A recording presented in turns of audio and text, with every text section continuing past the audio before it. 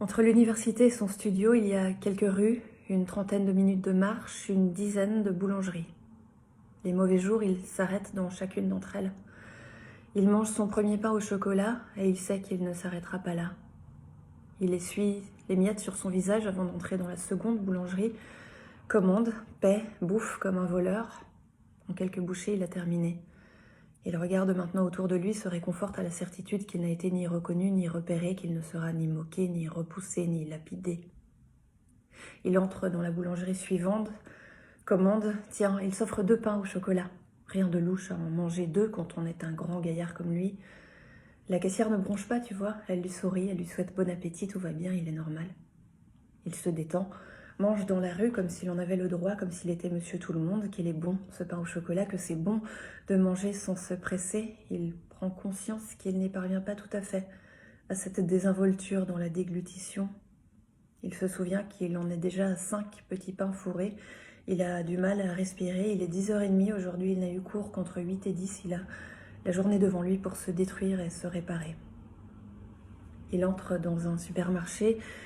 Il est écœuré par les pains au chocolat, il fredonne la chanson de Jodassin pour se punir. Il se souvient quand il l'aimait cette chanson, il était petit, il était dans la voiture de maman, la musique à fond, il chantait, tout allait plutôt bien.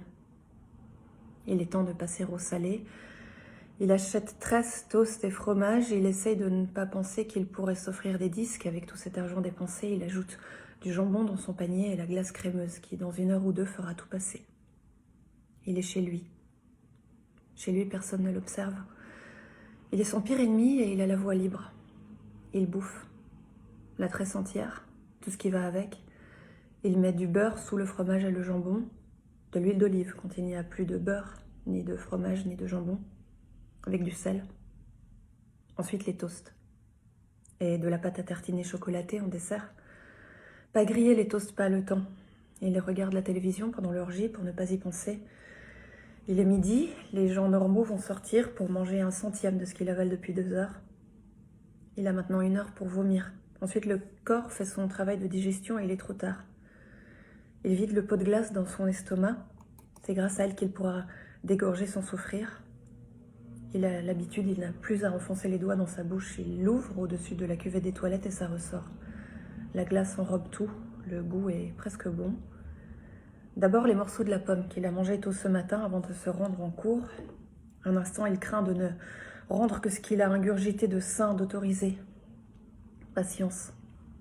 Les pains au chocolat remontent, arrivent dans la cuvette, il en gambaderait de soulagement, la vie est belle, tu vois. C'est maintenant au tour du fromage et du jambon, tout rose et mignon. Ça ressort dans l'ordre, c'est fou le corps humain, il aurait dû s'inscrire en faculté de médecine plutôt qu'en lettres. Il est vidé. Son ventre devient tendre à nouveau, pas tout à fait mince, mais acceptable. Il tire l'eau, c'est terminé, ni vu ni connu. Il se regarde dans le miroir. De petits vaisseaux ont explosé sous la pression autour de ses yeux. Pas grave, il est le seul à le remarquer. Il est triste. Pas désespéré comme tout à l'heure, juste triste, c'est supportable. Il tente de se sourire un peu dans le miroir, il se dit « Allez, mec », avec une intonation maternelle qui ressort quand il se prend en pitié. Il se brosse les dents, se recoiffe, se trouve pas mal. Les autres aussi le trouvent pas mal. Il le voit, il devrait en être heureux, essayer. Il reprend son sac, direction la bibliothèque. Il va travailler, se remplir des mots d'autres comme lui jusqu'à ce qu'il se sente compris. Lui aussi réussira un jour à poser des mots sur ses douleurs. Peut-être en guérira-t-il. Pour l'instant, la jeune fille debout face à lui, aux mains fines et aux doigts légèrement tortueux, aux yeux noirs comme ses cheveux, à la voix un peu plus aiguë que d'accoutumée, et tremblante en introduction et douce en conclusion, lui propose de prendre une pause, de faire un café, enfin de faire une pause, de prendre un café. Il a compris. Et ils rougissent tous les deux. Oui, oui, volontiers. Il se lève et renverse ses feuilles, il se sourit, tu vois, pour un temps il n'est plus seul. Il mangera à nouveau normalement.